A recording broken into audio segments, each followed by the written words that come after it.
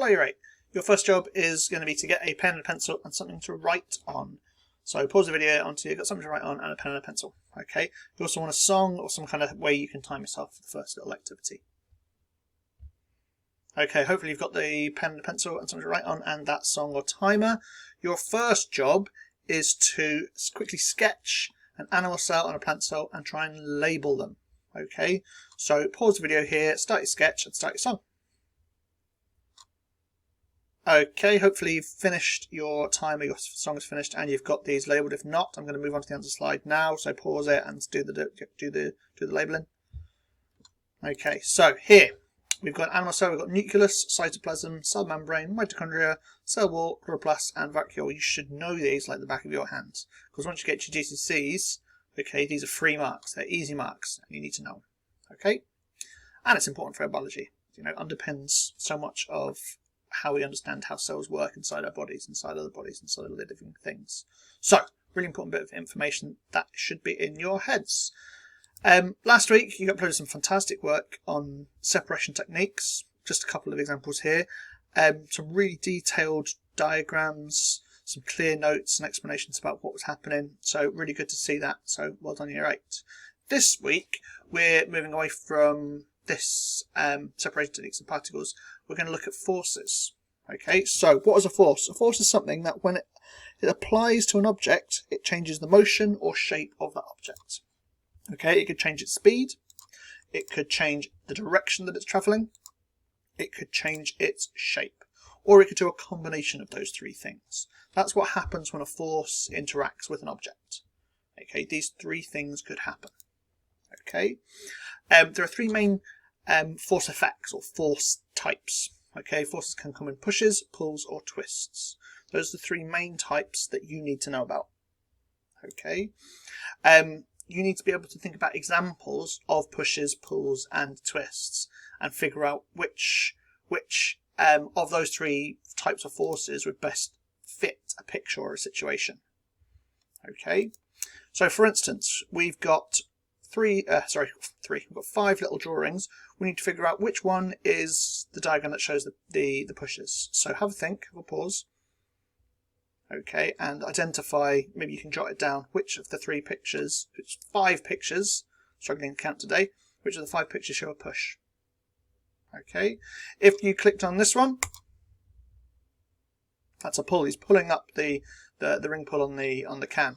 If you're looking at this one, he is pushing the wheelbarrow. If this one we're twisting the clamp. This one we're pulling the pram. This one we're pushing the swing. So these 2 are the correct ones for push. Next we've got pull. So which of these 5 pictures show a pull? So take a moment and say which one of these shows the pull. So choose the ones you're picking. Okay. If you pick the bird pulling the worm up out of the ground, you're correct. If you've got the screwdriver, twisting of the screw. If you've got the horse and the chariot, the horse is pulling the chariot. Okay, the man is pushing the wheelchair. Okay, pushing the wheelchair. The hand is twisting the doorknob. Okay, so it was these 2. Next, we've got twists. So which ones are twists? Now, we've already done some of these, so you should get these 100%. Okay, so we've got this first picture. It says a twist, a push or a pull. Okay, it's going to be a push. He is pushing the shopping trolley. Is this lady pulling, pushing or twisting the golf clubs? She is pulling the golf clubs. Is the hand twisting, pushing or pulling the doorknob? It's twisting. The screwdriver is twisting the screw and the lady is pushing the pram. Okay, you need to be able to identify situations for those 3 things. Okay, so your first task, I'm going to pause the video here, you spent 5-10 minutes, make a little table, and I want you to put in some diagrams, or you can make your own. So I've got some diagrams here on my slide, or you can make your own pictures showing a push, a pull and a twist. So 5 minutes, pause the video here. Okay, hopefully you finished your table and you've got push, pulls and twists. Very good. We're going to move on. So we've got a little bit of a weird thing. So what's the question? I'm giving you the answer. You need to figure out what could the question be. When applied, it causes an object to either change shape, direction or speed. Okay, so you want to write down what the question that goes with. Okay, question and answer. And you want to say, how could you make that answer even better? Because I could improve that answer. Okay, so spend a couple of minutes, think about what could that question be and how could you make that answer better? What could you add to the answer or change the answer to make it better? So you can pause the video here while you're doing that. Okay, so I'd make it better, because the question is, what is a force? I'd say forces are measured in newtons. There are other ways to make it better, and I'd love to see how you change that answer to make it better. But the question was, what is a force? And I improved it by putting forces are measured in newtons. The unit for force is a newton. Okay, and I can already see one way that I can improve my answer. And if everybody who's yelling at your YouTube screen, add a full stop, Dr. Stewart, you're 100% right. There should be a full stop there at the end because of the sentence.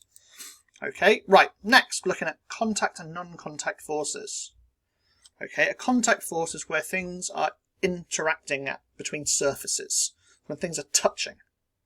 Okay, there are lots of contact forces. Non-contact force is going to be the opposite of that. Okay, I've got a bunch of pictures. You need to figure out which ones of these are contact forces and which are non-contact forces. So you don't need to write it down for this bit, but I want you to pause the video and what you think. For each of these pictures, is it contact or non-contact? So pause the video and have a think and go through, and then we'll talk about them. Okay, so this first one is gravity. Okay, this is a non-contact force. Okay, non-contact force because the gravity doesn't need to touch the apple to have the force acting on it. Friction happens between the surface of the match and the surface of whatever the match is rubbing on. Friction is a contact force, it's got to touch. Buoyancy, okay, has to be a contact force because the water or the fluid that the duck is in is pushing up against that duck, so it's contact. It's got to be in contact with the fluid. Magnetism, so if you look at this as a magnet, we've got some iron filings around it. The magnet doesn't need to touch all these iron filings, doesn't need to touch them for them to experience that force. So this is non-contact. And the last one, air resistance. Air resistance. If you said this was a contact force, give ourselves a pat on the back. That's very good because it is a contact force. And that's the surprising one to me. Okay, because we can't see anything that's touching an air resistance. So why is it contact?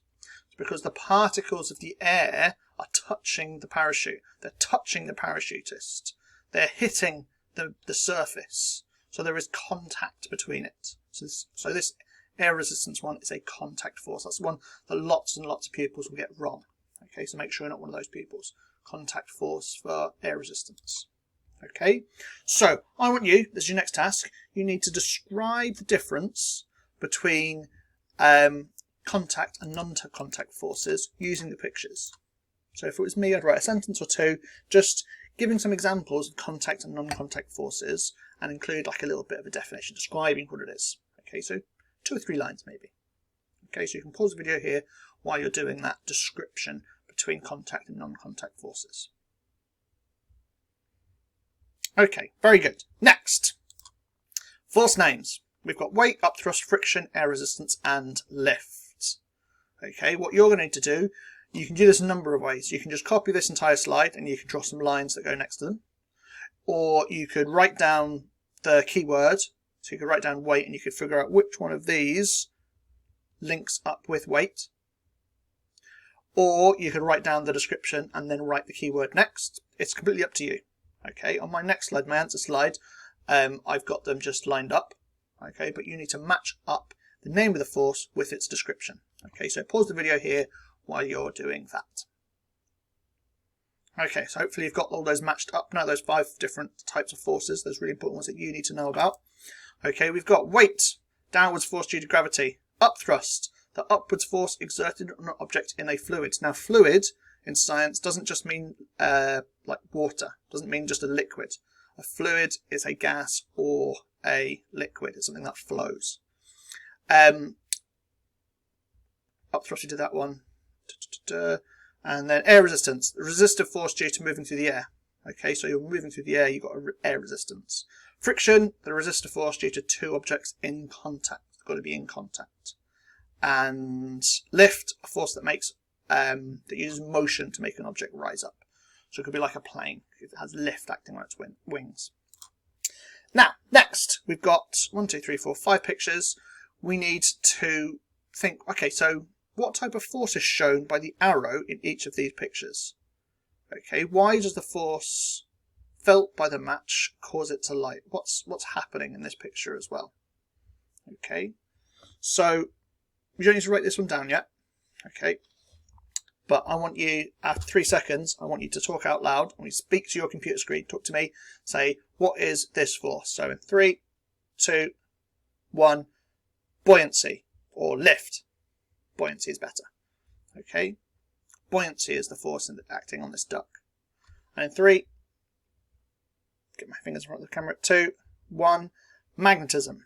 Magnetism acts on the iron nail and the magnet. The force in this picture, 3, 2, 1, friction. The skier, this arrow represents 3, 2, 1, air resistance. And the tree and the apple, that downward arrow, 3, 2, 1, gravity. Now what causes the match to heat up? If you take your hands and you put them together like in my little picture, and you rub them together, feel what happens. It gets hot. That frictional force can cause the transfer of kinetic energy into heat. Okay, because it causes the match and eventually to heat up enough that it will set on fire. Okay, that's why if you just drag a match, don't do it. Don't set your houses on fire. But if you drag a match very, very, very, very slowly across the matchbox, it probably won't light. Okay, there has to be enough friction to cause enough heat that sets it on fire. Okay, next. What forces are acting on you? What are the forces that are acting on you? I want you to pause the video and think. What are all the forces, the different forces that are acting on us? Okay. Now the main one I think about, and that most of us will talk about, will be weight or gravity. Okay, and that acts downwards. Okay, so this force is acting downwards. So, here's the question. If we're being pulled down, why aren't we sinking? Right now my weight is pushing me into my chair, or pulling me into my chair I should say. Why am I not sinking into the ground? What's stopping me from sinking? Okay, so there's more than just weight acting on us. There's a reaction force. Okay, there's a reaction force that counteracts this weight, so now the forces are balanced. Why isn't the wall moving? When we're pushing against the wall, there's going to be a reaction force pushing up against it in the opposite way. Each force that is applied has an opposite force. Okay? Each force that's applied has an opposite force. Forces come in pairs. They come in twos. Always. Always. Okay? We've got weight and we've got the reaction. We've got this forward thrust force and we've got air resistance and friction. Okay, so your final job, okay, we want you to have a little drawing of each of these items. This duck, this floating duck, the plasticine ball on this force meter, a carrying shopping, person in the bed, a Christmas bauble, a floating boat, picture hung on a wall, book on a slope, and a person leaning on a wall. I want to sketch those pictures and I want you to label them with arrows showing the weight, the up thrust, the friction, air resistant lift, reaction, and forward force or thrust. Okay, now you won't need to use all the labels for each picture. Okay, but as a hint, each picture will have at least 2 arrows on it. At least 2. Okay, some of them might have more than 2. A couple of them might have more than 2, but certainly each will have at least 2 arrows on it. Okay, so you need to sketch the picture and you need to add those labels. Okay, and then when you've done, take a screenshot, take a photo of your work and upload it to ClassChat. Hope you're all having a wonderful time at home. Take care and goodbye.